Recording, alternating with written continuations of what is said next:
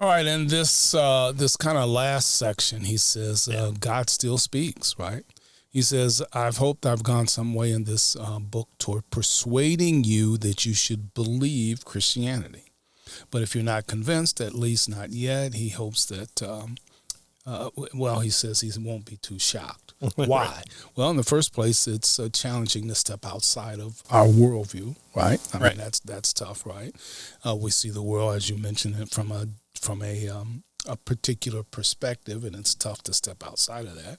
So if Christianity looks unreasonable to you, he says, that's very likely because you're judging it through the lens of your current worldview rather than considering it on its own terms. Right. And like any good idea that I have, I think of Star Trek. Jean-Luc Picard has contact with this group that talks in story form.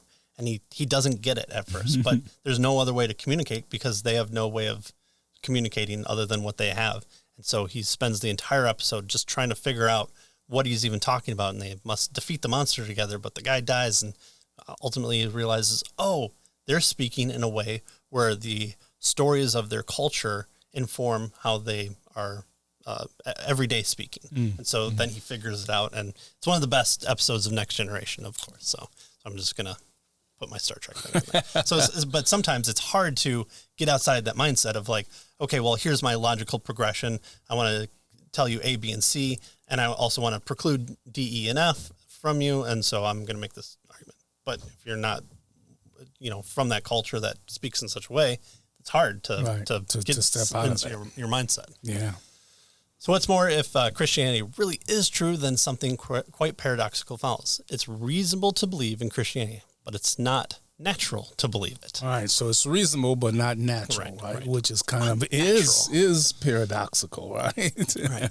Well, that's because as Christianity teaches, all of us are born corrupted by sin and in a state of rebellion against God. Sin distorts how we see the world and disrupts our relationship with God.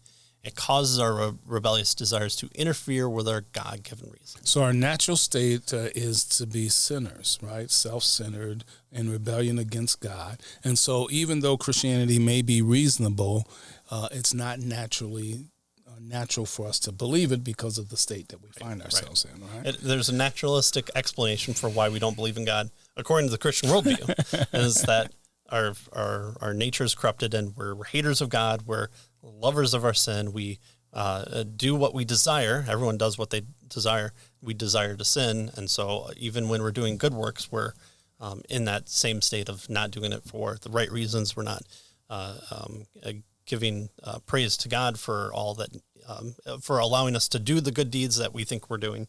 And so, yes, on one hand, sin is not the full natural state, but that's to be corrected. Right, it's the state that we find ourselves in. Right. When we're born, that's the federal headship rules that we have to live by, according to the rules of the universe. And so he says we need outside assistance. Help. We need supernatural assistance, right?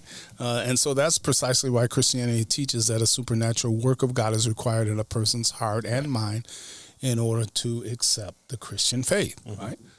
So for that acceptance, it demands nothing less, he tells us, than personal trust in Jesus Christ as Lord and Savior, and thus a wholesale transfer of our allegiance to Christ, right? Yeah, I mean, there's a reason we're called, we're also attributed to our father, the devil, and then we're adopted by God through Christ into his family so that we're able to be called sons and daughters, and we're able to be brothers and sisters together. That's why one of the early critiques of Christianity was, these incestuous people are sitting around. That's right. Brothers and sisters, goodness knows. Consuming in cannibalistic form their God. Yeah. What is this? Eating the body of somebody and again, drinking their blood. Because an outside person was coming into a foreign concept where brothers and sisters, that's not what I call other people other than my brothers and sisters. All these people are brothers and sisters? Ew, that's gross. Even from a Roman perspective. So you married your sister? Yeah. Oh, no, you married her first, then you became brother and sister? How does that work?